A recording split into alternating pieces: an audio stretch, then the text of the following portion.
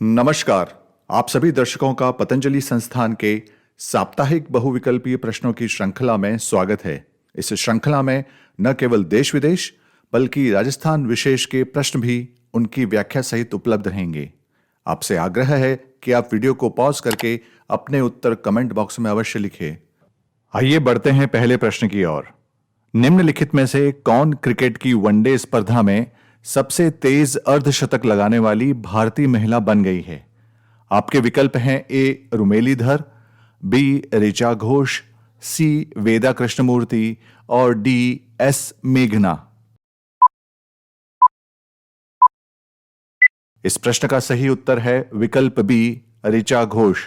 आइए बढ़ते हैं इस प्रश्न की व्याख्या की ओर। गत सप्ताह भारतीय महिला क्रिकेट टीम की खिलाड़ी ऋचा घोष ने वनडे स्पर्धा में सबसे तेज अर्धशतक लगाने वाली महिला खिलाड़ी बन गई है।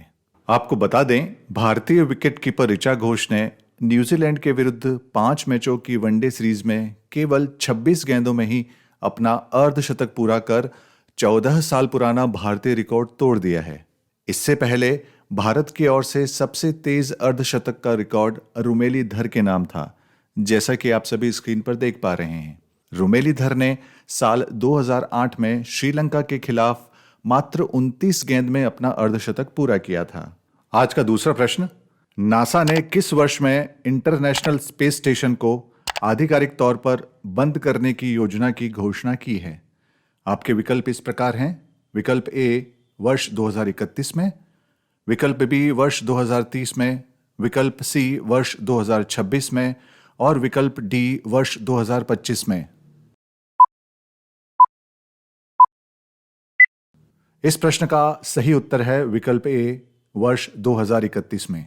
आइए व्याख्या देख लेते हैं।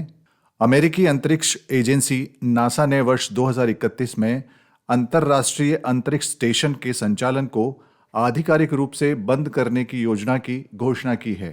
योजना के अगले कदम के रूप में इस स्टेशन को प्रशांत महासागर के बीच पॉइंट नीमो नामक स्थान पर उतारना प्रस्तावित है। आपको ज्ञात होगा कि पॉइंट नीमो को अंतरिक्ष यान के कब्रिस्तान के रूप में भी जाना जाता है।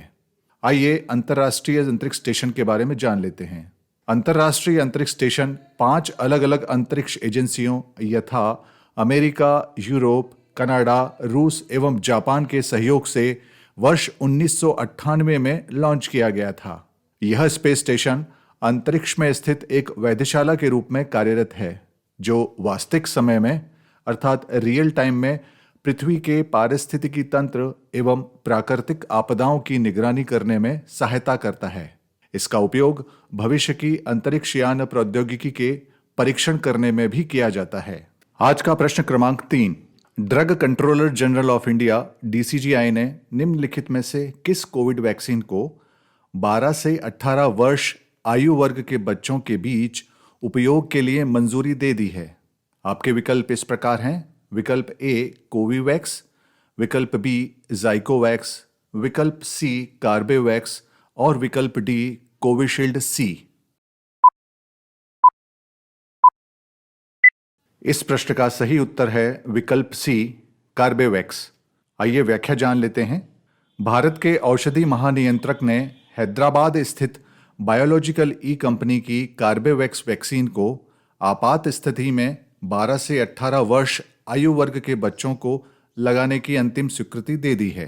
आपको यह बता दें कि यह भारत का पहला स्वदेशी रूप से विकसित रिसेप्टर बाइंडिंग डोमेन अर्थात RBD प्रोटीन सब यूनिट वैक्सीन है, जिसे इंट्रामस्कुलर यानी मांसपेशियों के रास्ते लगाया जाता है और इसकी 2 खुराक 28 दिनों के अंतराल पर दी जाती है। DCGI द्वारा इस आयु वर्ग के लिए यह अनुमोदित होने वाला तीसरा कोविड वैक्सीन है।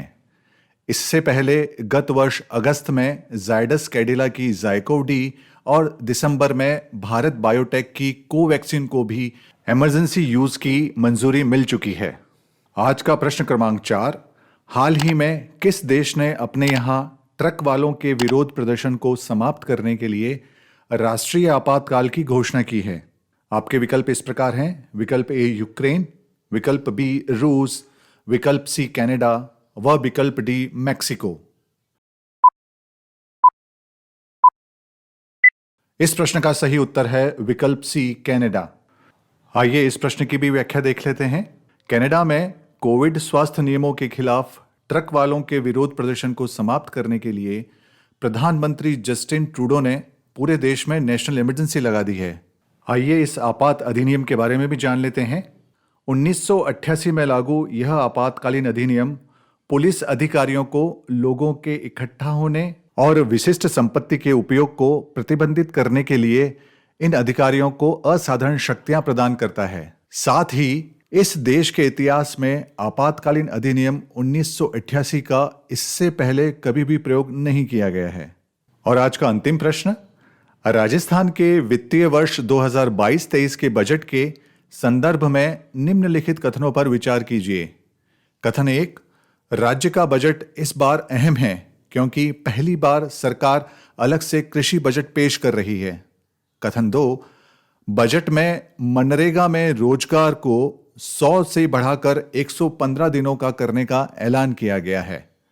कथन 3, राज्य सरकार ने चिरंजीवी योजना के तहत एक वर्ष में प्रति परिवार स्वास्थ्य कवर को रुपए 5 लाख से बढ़ाकर रुपए 10 लाख करने की घोषणा की है।